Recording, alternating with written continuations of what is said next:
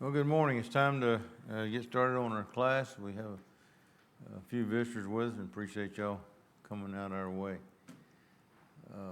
Okay, so we began our class last Sunday on this quarter.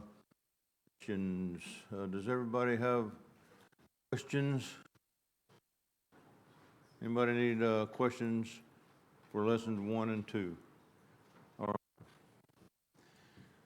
So we begin lesson 1, and we'll take up with question 5 in just a moment. What we're doing, of course, was we got to study through God's Word. We're using that Waldron book, and we're in the time period of the divided kingdom. We're looking through 2 Kings 11 through 17 and 2 Chronicles 22 through 29. We're studying the minor prophets, Joel, and also the major prophet, Isaiah. Joel, Jonah, Amos, Hosea, and Micah, and the major prophet we call Isaiah.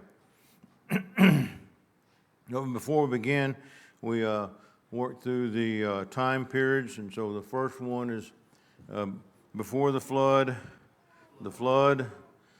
scattering of the people, the patriarchs, the Exodus, wandering in the wilderness, invasion and conquest of Canaan, the Judges, the United Kingdom, the divided kingdom, Judah alone, the captivity and return from captivity, the years of silence, the life of Christ, the early church, and letters to the Christians. As we stated, we're looking at the 10th time period, the divided kingdom. And we began our study this quarter with the study of Athaliah and Joash. So as far as the questions go, we got through question number 4. Are there any comments or anything that'd like to be mentioned concerning those first 4 questions before we move on? Okay, so question number 5 in lesson 1. Describe what steps Jehoiada took to establish Joash as king. So we have, bring us up to this point. What took place up to this point when, before decided to set up Joash as a king? Norm? There was a palace coup, so to speak. The Queen Mother, Athaliah, took over the rule of and did it by going in and wiping out all of her sons' brothers through there. Took out all the royal family and tried to get all of them. 1 minute, Norm. Let me get my AirPods set up. I forgot to do that. I'm sorry. For y'all that are visiting, I'm a little bit hard of hearing. This is my way of using a hearing aid. This is the cheaper hearing aid that is available there. So I already had these, and these work pretty well. Sorry, Norm, go ahead. Yeah. So like the picture up there, that's baby Joash, who is being saved by his aunt and the nurse that has been taking care of him, and they hid him in the temple, and for ultimately for the bedroom first, and then until the slaughtering was done, and then put him in the temple for 6 years after that. And so we're coming up on the part where he's turning 7 now, and his uncle Jehoiada, who is the chief priest at the time and husband of the one who saved him, his aunt, they're basically coming up with a plan on how to get around Athaliah and make Joash king. Okay, yeah, great. We talked about how amazing this was. I mean, in 6 years, they kept this baby, this young man, in the temple, hiding from Athaliah and all of the corruption in the city of Jerusalem there, and it was just an amazing task that took place, and the courage and of these people to remain faithful to the Lord and do that. We know that Jehoiada knew about the lineage of David. I mean, what he was trying to do. I mean, as Brother Norm said, he was the priest during this time, and we'll talk a little bit more about that as we go on. So yes, so that's where we're at. So this is Joash now is 7 years old, and so describe what steps took place to establish Joash as king. Let's just go through that real quick. Yes. So he first revealed the hidden prince or king to the 5 captains of the royal bodyguard, and they're named here in 2 Chronicles 23:1. And then those captains gathered the Levites and other major families to Jerusalem to see. So they were quietly revealing it to those who would have a hand in establishing him as king. And then they also set up 3 guarding groups, I guess as they're appointing him king, to watch the king's house, to guard the temple doors, and to guard the front gates. And then they crowned him king. Okay. Yes. They also had a guard that surrounded him and stayed with him the whole time, following him in and out. They had people prepared that will pronounce him the king as soon as he's crowned. And when he was being crowned, they gave him the book of the law, just like it's told in Deuteronomy that the king should have the book of the law, so they followed the procedures with the law as well. Okay. Anything else anyone would like to add to that? Well, let me ask you a question. Was anyone, as they read through this, kind of amazed what took place? What did it say that they did to how they brought these people in?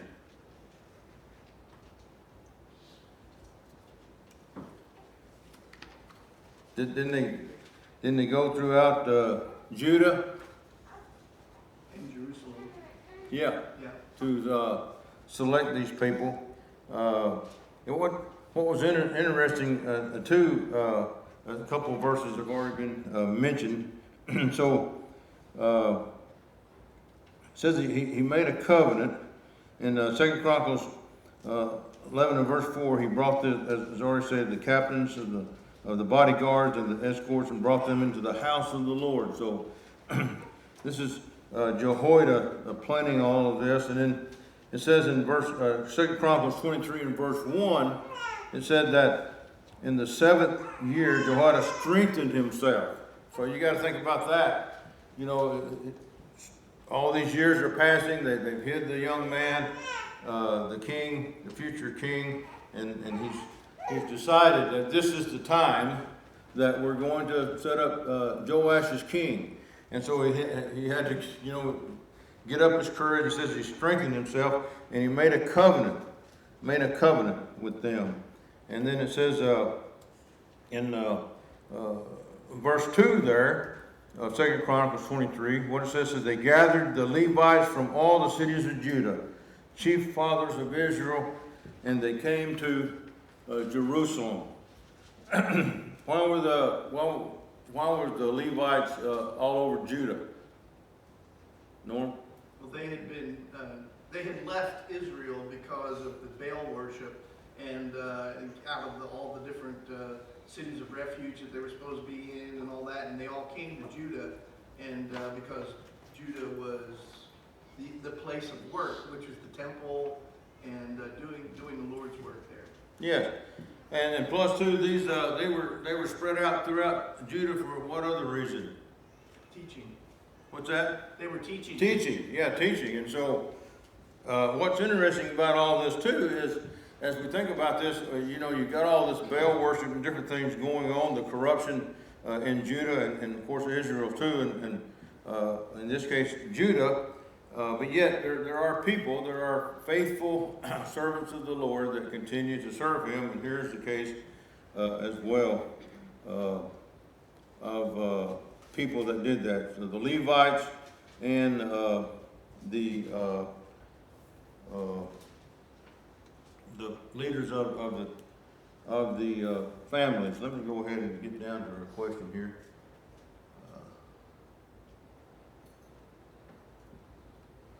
Okay. Back up. There we go. What's interesting too is, I'm sorry, I don't know, I got a little frog in my throat there, but excuse me for that. Again, I already talked about how these people surrounded him. Another thing to note out of this, I wanted you to kind of pay a little bit of attention to, is how Jehoiada planned this, and it looked like he wanted to plan it when there was a changing of the Levites around the temple, and there's several things concerning that. There's several verses previously that we saw where David, when he set up the different groups of Levites that would take care of things in the temple, and there's some other passages that implied that it was every 7 days they had a change. They had a change in the service of the temple. One of the commentaries says the one in verse 2 Chronicles 23 and verse 4, he said, "This is what you shall do: 1/3 of you entering on the Sabbath of the priests and the Levites shall be keeping watch over the doors." And then one commentary said just 1/3 Jehoiada was referring to the changing of priests and Levites for the week to come. And the idea here too is this all seemed normal. You know, he was trying to do things that wouldn't attract attention of Athaliah and others. Any other comments you'd like to make on that? Lynn's got a comment. I'm sorry. Well, you mentioned this, that he strengthens himself. I read it as that he got this power to be in charge, because both in Kings and in Chronicles we read that Levites and all Judah did according to what he said. Yeah. Then it says he commanded and they did. Yeah. So they all listened to him, and when they later grabbed the queen, nobody's with her. Everybody's listening to Jehoiada and his command. Okay. All right. I think that's why the time frame of 7 years, he needed time to gain this power so people listen to him and other priests listen to him. Okay. You could call it the fullness of time. Again, Bible numbers. We're talking about 7 years here, which is a number that's associated with so many things about the fullness of an act or something like that being completed. And what Linda talked about earlier too, the thing that was really different about this was that the Levites seem to have been working together over that period of time, and Jehoiada probably had a big impact on that, like Linda was saying. But they did something that was very different, which was to actually follow the law when they crowned him king. Of course, Athaliah didn't do that, and it's likely the two kings prior to that had lost track of that also because of their unwillingness to obey God and follow things. Interesting too, they continued, I don't know how this took place, but they were allowed, the priests were continued allowed to do their service in the temple, even though the temple was in disarray, that we'll look at later on. But all of this is David put into place back when the temple was built in 1 Chronicles 24. If you'd like to make a note of that, 1 Chronicles 24 and verse 19 is where it talks about putting these things in place, and these were their offices for their ministry when they came in the house of the Lord according to the ordinance given to them through Aaron their father. So this is something that they were already doing.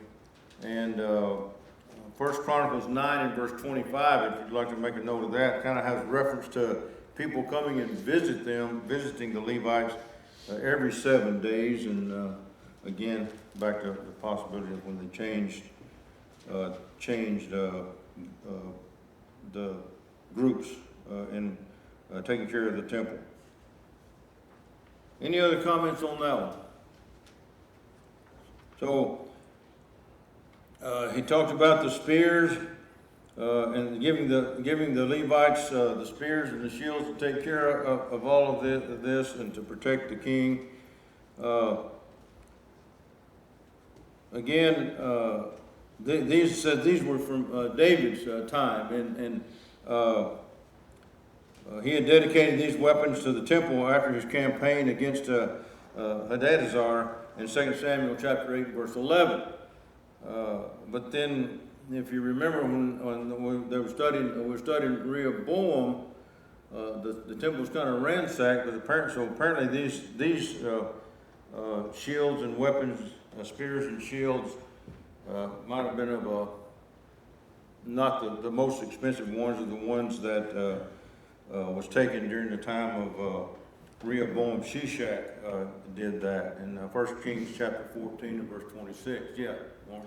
This reminds me a little bit of another time when the tribe of Levi stood up in a similar situation against false worship and all that, and that was back in the time of Moses and Aaron around the golden calf. And when Moses asked, "Who's with me? Who's with the Lord?" It was a Levite, the tribe of Levi, that stood up and took care of business there, and they're getting ready to do it again. All right. There's one other question on that, and Leonard kind of referred to it there, that second part. What was significant about the crowning of the king? Anyone? Yeah. Jesse.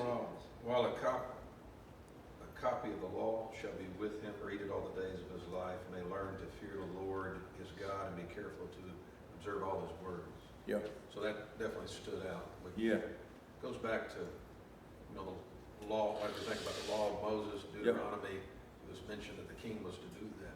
Yeah. What a difference it would have made in the history of the kings if they had truly done that. Yeah. So we had a high priest here, the chief priest, that took care of that. And again, like you're saying, he knew the law, and so he knew what had to happen. And he gave him the testimony. And that verse that was being referred to there is Deuteronomy chapter 17 and verse 18, if you'd like to make a note of that. But yeah, gave them the law. All right. Number 6, what happened to Athaliah during the crowning of Joash, and what detail did Jehoiada recognize concerning Athaliah during this time? Okay, I have that, she looked at the king, and he noticed that, and then after she tore her clothes and cried out, "Treason, treason," that he had her seized, and she went by the way of the horse's entrance into the king's house and was killed. She was not to be killed in the temple. Okay, that's right. So she heard all the commotion. Again, as I already talked about, the king was guarded all around entrances just to keep Athaliah's men and our army from taking over. She, of course, she heard this and came into the temple, and again was noted. Take her outside. They were going to put her to death. And what was the news about taking her outside? Anyone? Don't let her die in the temple. What's that? Don't let her get killed in the temple. That's right, because it would defile the temple. Remember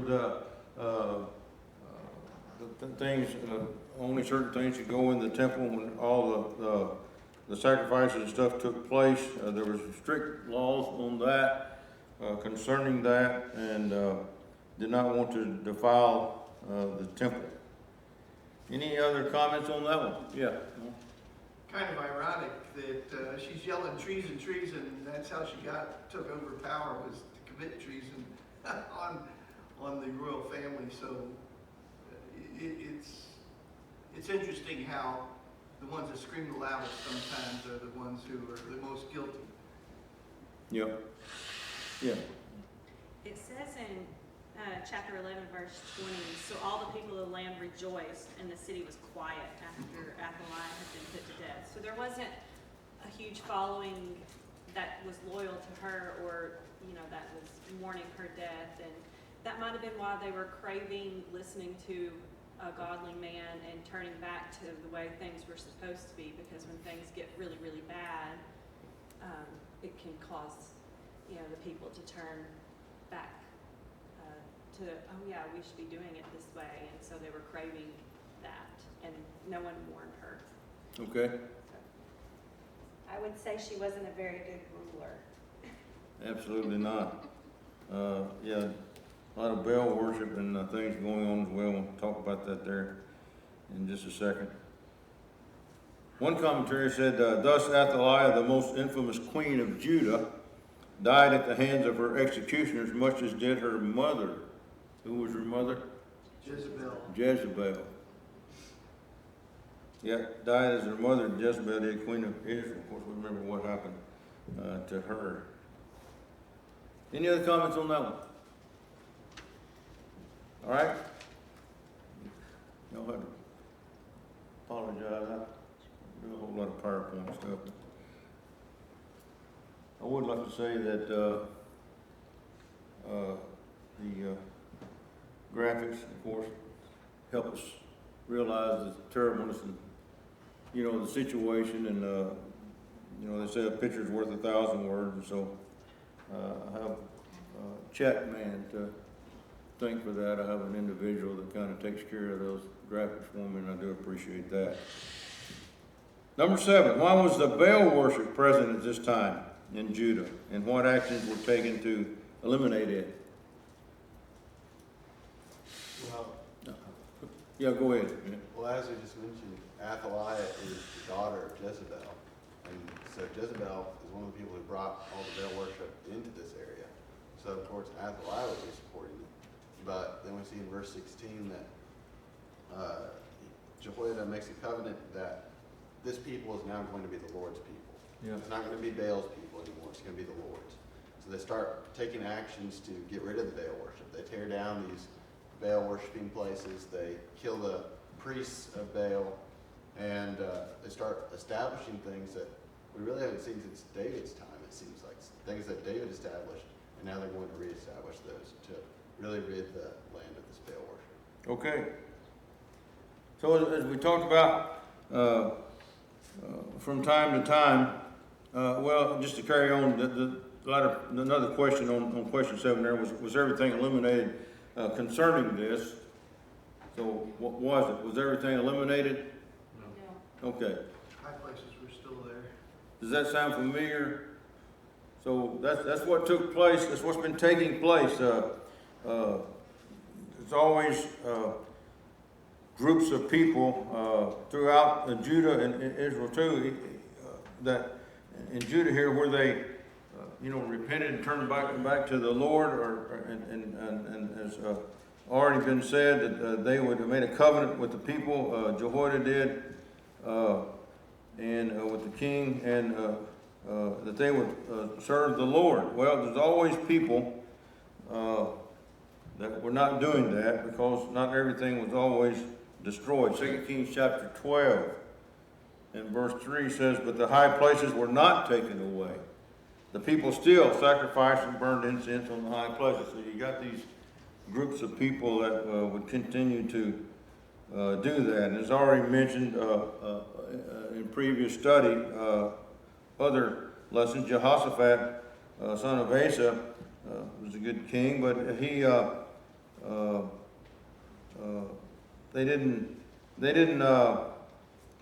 he wasn't, but in 1 Kings 22 and verse 41, it says, Jehoshaphat the son of Asa had become king over Judah in the 4th year of Ahab king of Israel. and he walked in all the ways of his father Asa, but he did not turn aside from them, doing what was right in the eyes of the Lord. Nevertheless, the high places were not taken away. 1 Kings 3 and verse 3. Solomon. And Solomon loved the Lord, walking in the statutes of his father David, except he sacrificed and burned incense on high places. Even King Solomon himself. Anyway, other passages as well point that out. And as already mentioned, the priest of Baal was killed, and so there had to have been a temple of Baal there in Jerusalem that the people would have worshipped as well, and that would be what they were destroying. Any other comments on that?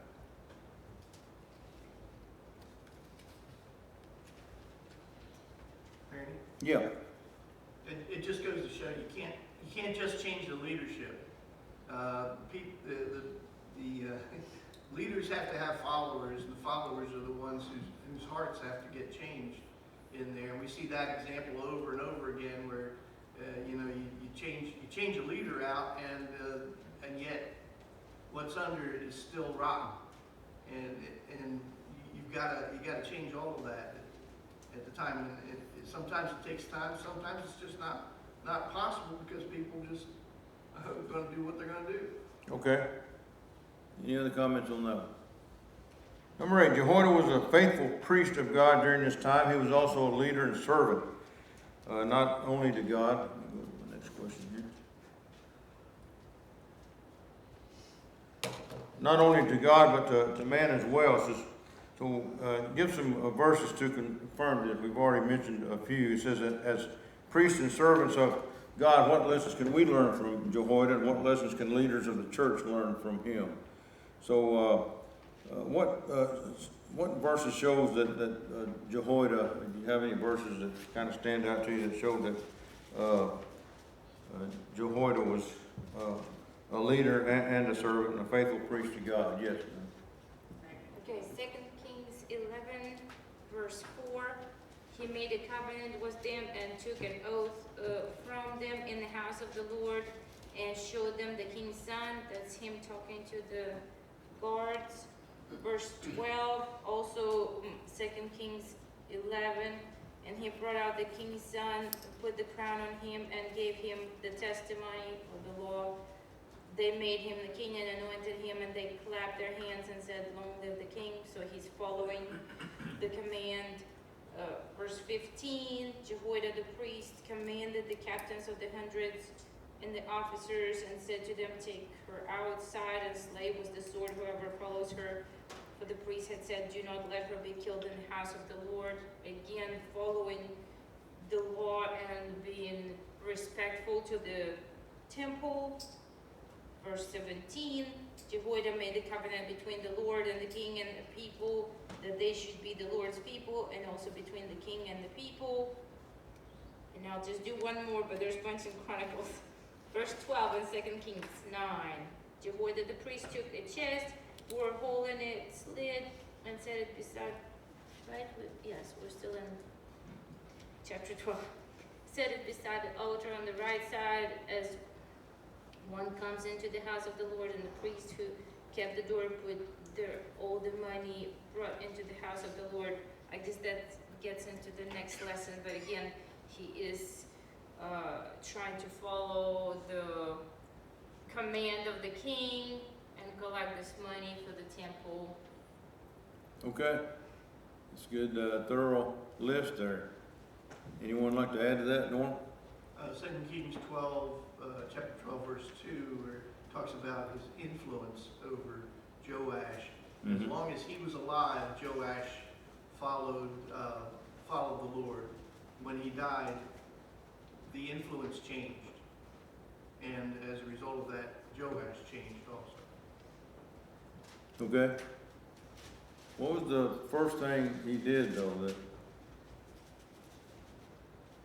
What was the first thing Jehoiada did?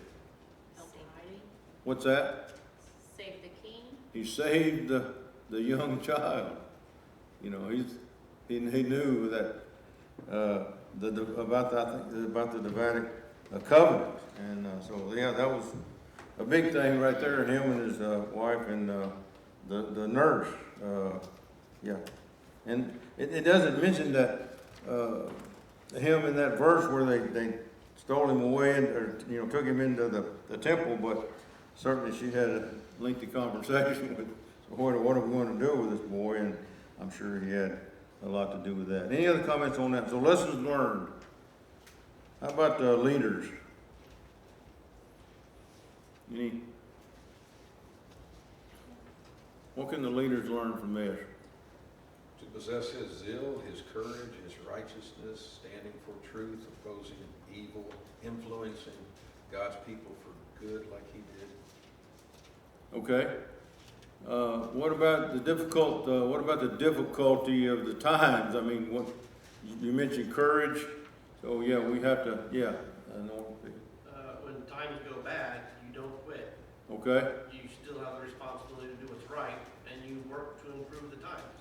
All right. And that's even in the time of Aphaliah, you have a man that's, all right, this is awful, Yeah. and I can't fix it right now.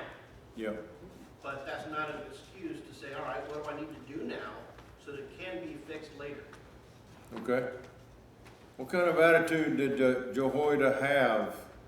He was a leader, but yet what did he do his whole life? Served. He served, and so he sacrificed everything he had in serving the Lord. And as already mentioned, he made a covenant. He tried to be a leader of the people, and apparently too, he had some type of connection with all the Levites and people the people of the Lord around Judah, all around Judah. So he knew where to go get them. Anything else on that one? Me again. Yeah. Well, I would also say to prepare, wait out all this time. We see like he strengthens himself. He works with other people. He doesn't act spontaneously, but when he's preparing to crown this king, he sets out the guard and has just big preparation, finds the right time to do it. Okay. Luke 9 and verse 23 says, Then he said to them all, If anyone desires to come after me, let him deny himself and take up his cross daily and follow me. Anything else on lesson 1? All right, let's get into lesson 2. Let me see if I've got this. Yes, here we go.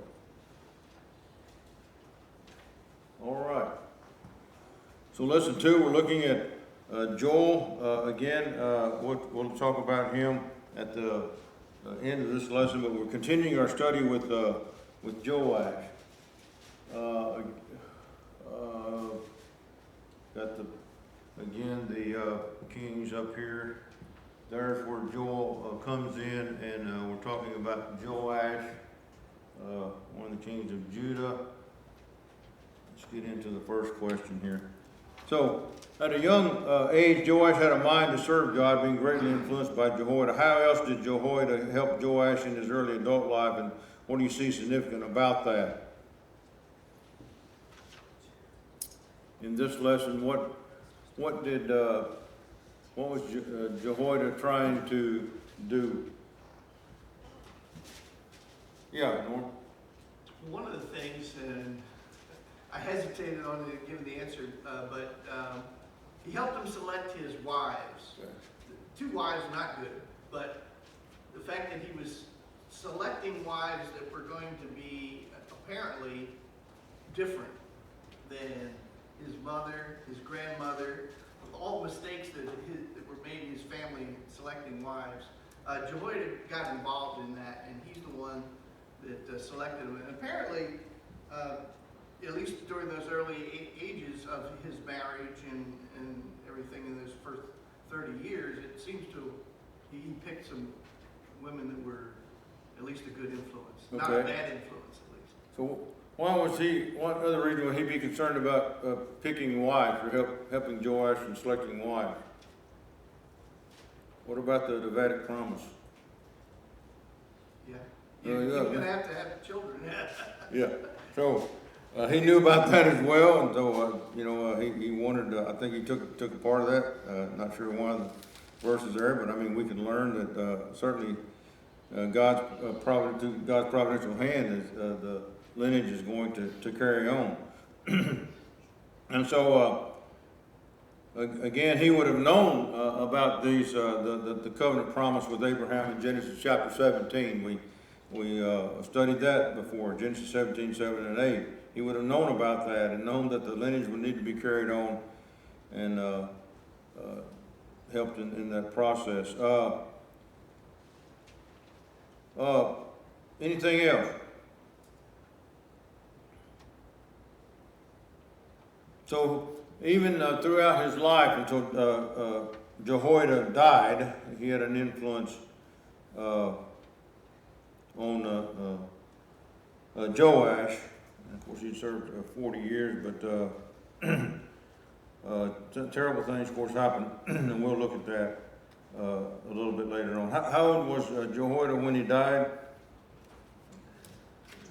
130? 130? 130 years old.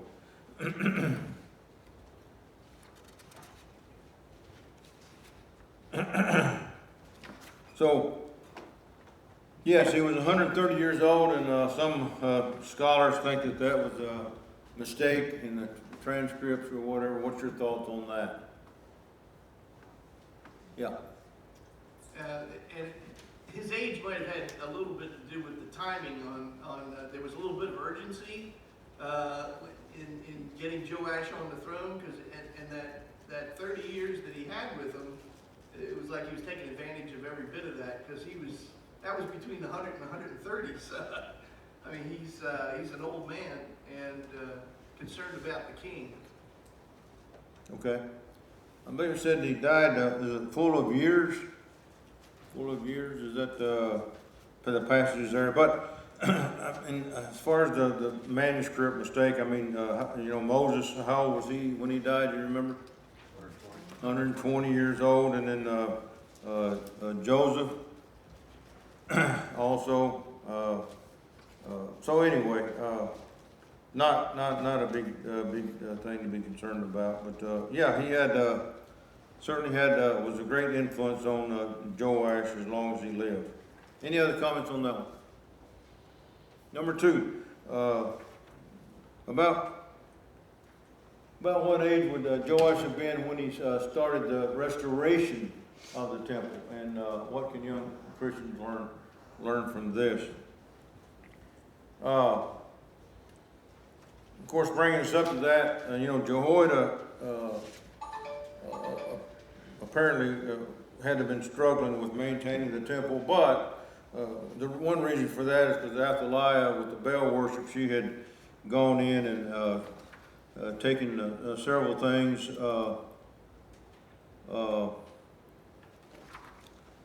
Had a reference to the verse of that. One of y'all might come up with it. But anyway, she had a lot to do with that as well, and so the temple was in disarray. So what about that? What age would Joash have been when he started the restoration of the temple? What do you think about that? Yeah, no? I couldn't find a specific age, but it was after age 7, and it was fairly soon after age 7 when he became king. He didn't seem from the text to have waited a long time to begin the work of getting the temple done. Yeah. But we know it was 23 years before he comes back again. It was like I didn't understand that one. Yeah. In my mind also, but he came back after a long period of time and looked around and realized that nothing had been done. Yeah. So he appeared to be spending more time on kingly things or family issues or having children and whatever, but he wasn't paying any attention to the temple. Linda? Well, in 2 Chronicles 24, verses 3 and 4, Okay. it says Jehoiada took 2 wives for him, and he had sons and daughters. And verse 4, now it happened after this that Joash had set his heart on repairing the house of the Lord. Yeah. So he was already married, and considering 2 Kings 12, verse 6, where it says, now it was so by the 23rd year of King Joash, so he started reigning at 7, and this is 23, so it's him being 30 years old, that priests had not repaired the damages of the temple. So that's being 30. If you're saying started restoration, so collected money and paid masons to do it, at least I count that as him being 30 and a little bit. Yeah, okay. So a possibility, from the verses that's already been read, yeah, he could have been in his mid to late 20s when all this was taking place, and we know from past history how long it took to build the temple, and then even the restoration of the temple from time to time would have taken years as well. So the young boy there is not Joash. But, Look, that's what confused me, Rick. yeah. It's a big deal that there was this period of time when he had, between the time when he said, I want it restored, Yeah. and here's how you're gonna do it, and here's how you're gonna pay for it, Yeah. and here's who's gonna do it, the Levites. And Right. and then at some point in time down the road, more like when he's in his late 20s, early 30s, he realizes that nothing has been done all this time. And so he had to change the plan completely, and then he took personal control of it, of the project. Yeah. So, as already been spoken, I think 2 Kings 12 and verse 6 has a lot to do with possibly the age as well. So it's 23 years into his reign there. But yeah, you can see, I mean, of course, considering the disarray of the temple there, how it possibly could have looked. I mean, there's a lot of things, and there's that was wrong with it, and we can see that through all the people that was set to, the skilled people that was set to repair it. So, what can young Christians learn from this? We have any young Christians in here? All right. What about it? What do you think you young people ought to learn from this? You know? Well, if it's a matter of being distracted by worldly things and not paying attention to God, if he got the project started, ordered it started when he was younger, and didn't, and then came back years and years later to find that nothing's been done on it, that's called being distracted. If in fact that's what happened, Yeah. that would be an issue that we would certainly be faced with today. Especially if you're starting a new life, a new job, just graduated from college, whatever it is you're doing, you can get distracted and put God on the afterburner. Yeah. You know. Yeah. All right. We might make a few more comments about that one when we begin next week. Thank you for all your comments.